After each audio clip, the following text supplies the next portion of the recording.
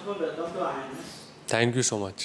And सबसे पहले आपसे जानना चाहेंगे कि मेट्रो इन दिनों जैसी मल्टी स्टार फिल्म में अपनी जगह बनाना कितना चैलेंजिंग था। चैलेंजिंग तो नहीं कह सकता हूँ। I think it's always good to have more experienced actors as your co-stars.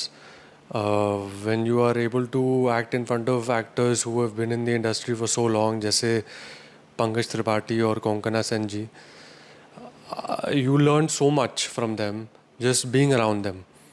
And especially having a director like दादा, आपको तो मतलब एक दिन में बहुत कुछ सीखने को मिलता है. And this was just a massive learning experience for me.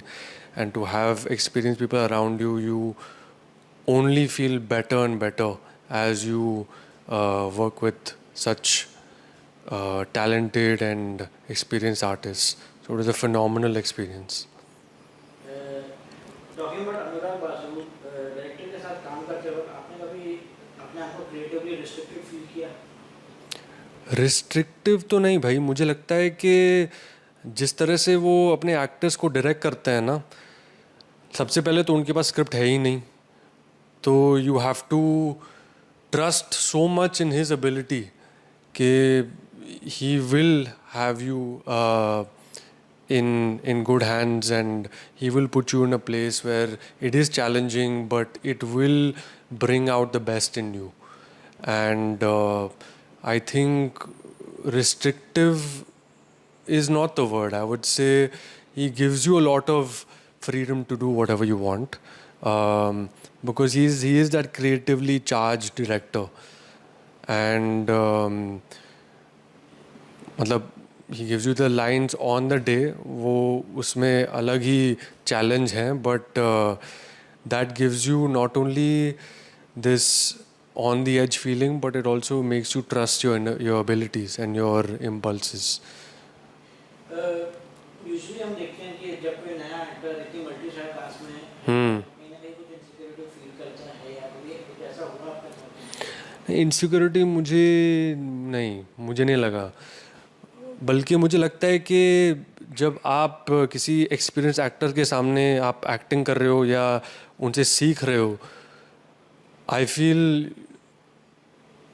I don't think too much about के is he doing better than me, is she doing better than me. I feel like ये कर रहा है तो मैं इस moment पे क्या कर सकता हूँ, you know, to give it back to them, because they are giving so much to you. And I feel that is something that is very important to have in a co-star. And co-stars जैसे पंकज जी और कोंकणा सेन जी जो हैं, I think they give so much in the performance. मतलब इतनी सच्चाई है उनके performance में ना, कि हर मोमेंट में आपको लगता है कि ये एक्टिंग कर रहे हैं या रियल लाइफ में ऐसे बात करते हैं. You know, it's a phenomenal thing to feel in the scene, because it's all about that exchange in acting, and it's only about reacting. आपका तो कैरेक्टर इन दोनों की स्टोरी के बीच में आता है, तो क्या कहेंगे कुछ अपने कैरेक्टर के बारे में हाईलाइट कर सकते हैं? कैरेक्टर के बारे में क्या बताऊं भाई, मैं तो गोवा में रहता हूं और मैं एक पेंटर हूं. अपने पेंटिंग्स बेचता हूं और एग्जीबिशंस में वगैरह वगैरह. और मेरी कहानी गोवा में शुरू होती है. और इससे ज़्यादा मैं क्या कहूँ भाई. मैं इनके साथ हूँ, कोंकणा सेन जी और पंकज जी के साथ. तो बाकी सब आप देख लेंगे जुलाई 4 को. अच्छा, कहानी की बात की जाए तो मतलब कि कोंकणा जी पहले उसमें भी थी जहाँ पे वो इरफान खान के रोल करती हम्म. थी, तो फर्स्ट मेट्रो से कुछ कहानी शेयर की उन्होंने इरफान खान के बारे में, कुछ ऐसा कुछ शेयर हुआ? ऐसे कोई पर्सनल स्टोरी नहीं उन्होंने शेयर नहीं की. या कभी कोई रीजन बता दी थी, कुछ बैक स्टोरी या कुछ ऐसे बताने में? वो लाइफ इन मेट्रो के बारे में हाँ। नहीं, कुछ ऐसी कहानी नहीं थी. रोहन, आप बंदिश बैंडिट सीजन 2 में आपके परफॉर्मेंस की काफ़ी तारीफ हुई, लेकिन क्या आपको लगता है कि शो में आपका फुल पोटेंशियल दिखाया गया?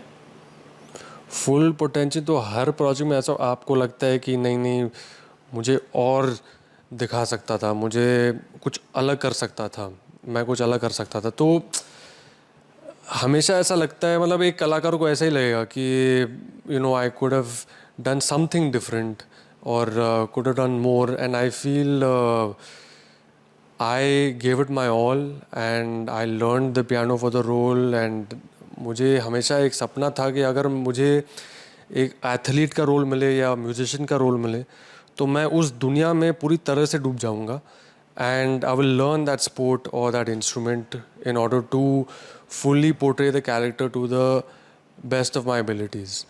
And finally, I think a project came around such as Bandish, and I was able to do that. Life in metro की बात की जाए तो मतलब Hmm. क्या आपने पहली वाली मेट्रो देखी थी लाइफ इन मेट्रो? आपने कुछ उसमें से किसी परफॉर्मेंस आपको ज़्यादा अच्छा लगा? अरे मुझे लगता है कि हर कहानी में इतने बेहतरीन परफॉर्मेंसेस थे। के मैनन, शिल्पा शेट्टी, इरफान खान, शानिया आहूजा, मतलब वो फिल्म कुछ अलग ही थी। मतलब उस ज़माने के लिए, मतलब 2007 में ना, 2007 में रिलीज़ हुई थी। I think it was way ahead of its time, and I am just so grateful that I am able to be a part of the sequel to that film. मतलब बोलने में अभी अभी यकीन नहीं होता है कि मैं लाइफ इन मेट्रो का के सीक्वल में हूँ। तो अभी देखेंगे क्या रिस्पॉन्स आएगा। खो गए हम कहाँ में टॉक्सिक बॉयफ्रेंड का रोल प्ले करना पर्सनल लेवल पर अनकंफर्टेबल था या रिलेटेबल था?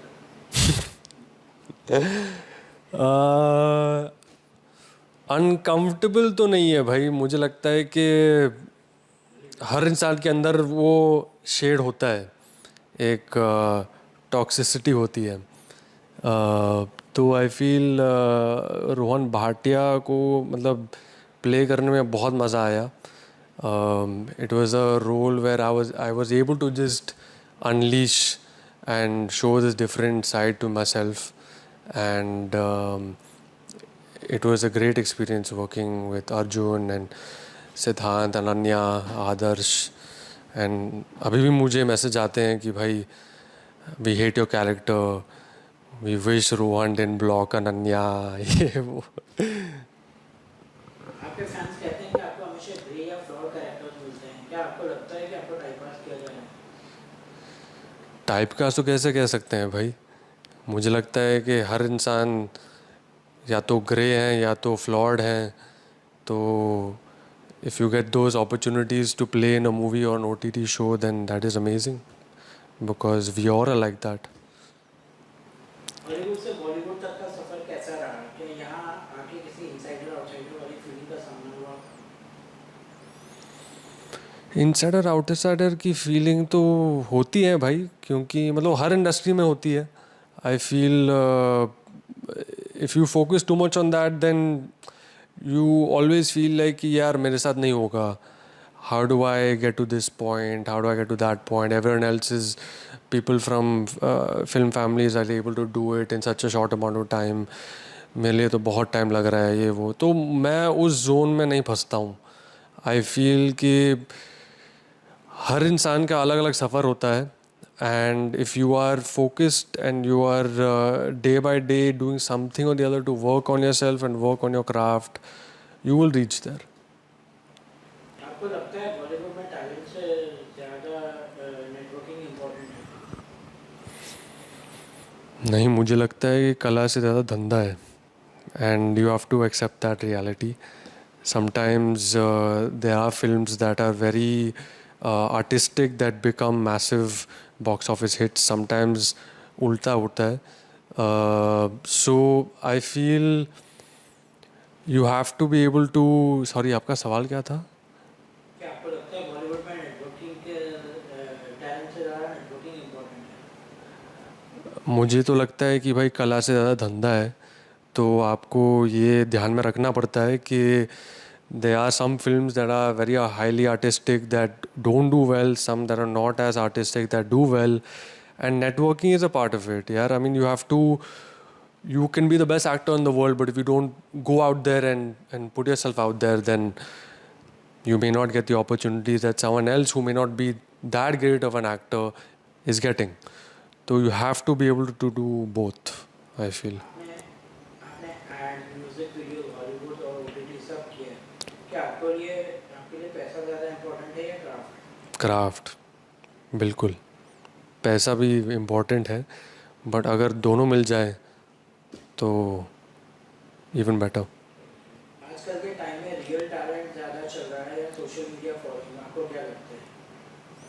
मुझे लगता है कि भाई अगर आपके पास 1 मिलियन फॉलोअर्स है, 2 मिलियन फॉलोअर्स है, जो भी है, स्क्रीन पर अगर सच्चाई नहीं है आपके परफॉर्मेंस में तो वो दिखेगा। And I think as we go further and further into the OTT platform and see that so many outsiders are coming in with such great talent and such great grip on the craft, then you can be someone who's more well known, but if the skill is not there, then I think that will hurt you in the long run. कुछ लोगों का ये मानना है कि मतलब भाई social media में आजकल ऐसा होता है कि जिसके फॉलोअर्स ज़्यादा हैं तो उनको कभी-कभार एक्टिंग मिल जाती है, और जो अच्छे एक्टर्स हैं उनको नहीं मिलता है। कभी कभार ऐसा होता है, बट आई फील कि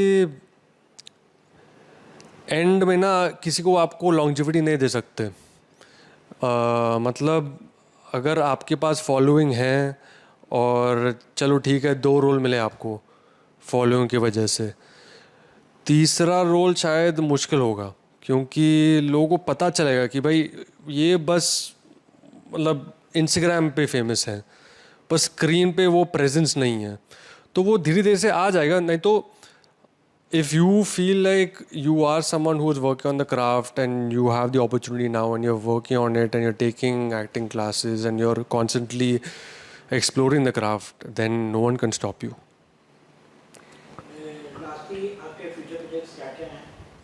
फ्यूचर तो अभी नहीं कह सकता हूँ, कुछ है प्रोसेस में, कुछ है, और जब अनाउंसमेंट होगी तो तब बात करेंगे। जब रिलीज़ होगी मेट्रो इन दिनों तो आप मुझे मैसेज भेज दीजिएगा आपको कैसा लगे, और फिर बात करेंगे। Shyam steel flexi strong TMT बार, ये स्ट्रॉन्ग के साथ फ्लेक्सिबल भी है। आपदा मुसीबत कोई भी आए, ये घर को अटूट बनाए। जब TMT फ्लेक्सी स्ट्रॉन्ग तो घर रहे हमेशा के लिए स्ट्रॉन्ग। ये स्टाइल का मामला है, रूपा फ्रंटलाइन।